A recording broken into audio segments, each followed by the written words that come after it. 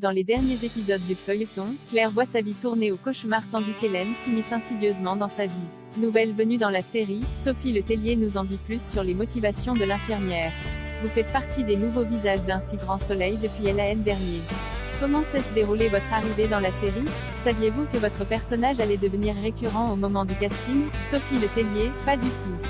On s'était croisé avec Thomas de Mathéis, le producteur de la série, NDLR, à diverses reprises sur d'autres projets, et il avait envie que je fasse partie de l'aventure Un si grand soleil. Et c'est quelqu'une de parole, que ce soit des mois ou des années après, quand il promet quelque chose il le fait. Il m'a donc proposé d'arriver dans cette aventure, mais je ne savais pas du tout ce qui allait advenir de ce personnage.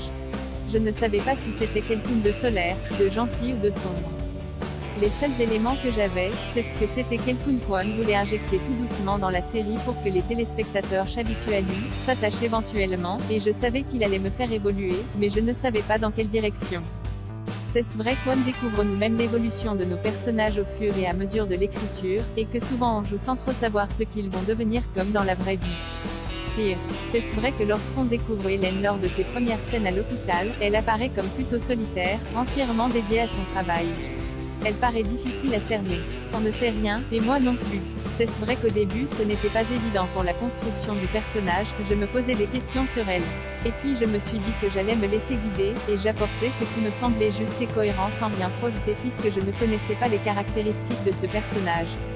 Et en même temps que je trouve ça très ludique, ce côté multifacette des personnages qu'on incarne.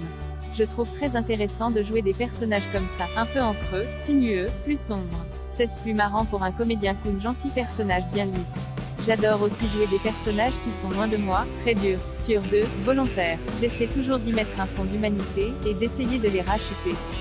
Hélène a des accès d'humeur un peu incontrôlés, où elle-même ne comprend pas ce qui lui arrive.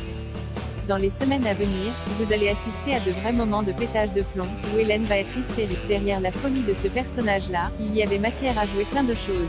C'était très amusant de pouvoir montrer des moments inquiétants, très sombres, puis solaires, joyeux. J'ai vraiment pu m'amuser avec ce personnage-là. Au moment où Hélène commence à être obnubilée par Claire, au point de s'immiscer dans sa vie et de devenir malveillante, que vous êtes-vous dit sur ses motivations? Dans la tête d'Hélène, elle agit pour le bien de Claire. Par exemple, elle s'en prend directement d'ailleurs à Janet, parce que Claire travaille trop et que Janet la met sous pression. La seule solution que trouve alors Hélène pour qu'elle fasse un vrai hack est de nuire à sa patronne. Toutes les choses qu'elle fait sont sous couvert de faire le bien. Au point d'aller beaucoup trop loin, notamment lorsque Claire est droguée au senso et qu'Hélène décide de trafiquer ses résultats de toxicologie à l'hôpital. Ça va très loin. Après le coup du GHB, Hélène va faire des trucs de barge. Elle a totalement brillé à ce moment-là, le personnage a basculé dans la vraie folie. Elle s'est laissée dépasser par tout ça. Il y a une distorsion de la réalité, et elle se retrouve dans un espèce d'engrenage de choses qu'elle fait sans en avoir conscience. Ça m'a permis de m'amuser d'autant plus parce que je pouvais faire des choses qui étaient assez grandiloquentes, voire extrêmes, sous couvert de folie. C'est aussi la force des feuilletons de proposer des méchants complexes et originaux. Ah, on me déteste. J'exaspère beaucoup les gens, rire. Mais ça ne m'atteint pas, ça m'amuse au contraire, et c'est beaucoup plus drôle à jouer. On a eu des fous rires avec Mélanie Maudran, même dans des scènes parfois un peu dures à tourner et pas drôles du tout. Je l'adore. J'aime travailler dans la détente et la bonne humeur. C'est très agréable de travailler sur cette série, l'organisation est incroyable, il y a 4 plateaux par jour, 4 réalisateurs par jour, un nombre incalculable de techniciens, de comédiens.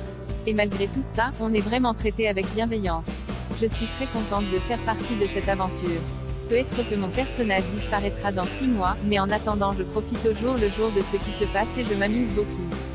Où pourra-t-on vous voir prochainement, en dehors d'un si grand soleil?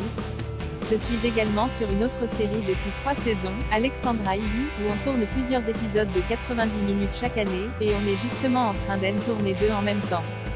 Je fais aussi un épisode des Petits Meurtres des Agatha Christie, et je participe à la série Le Voyageur dans laquelle je joue un petit rôle. Mes semaines sont un peu chargées en ce moment. Je passe ma vie dans les trains.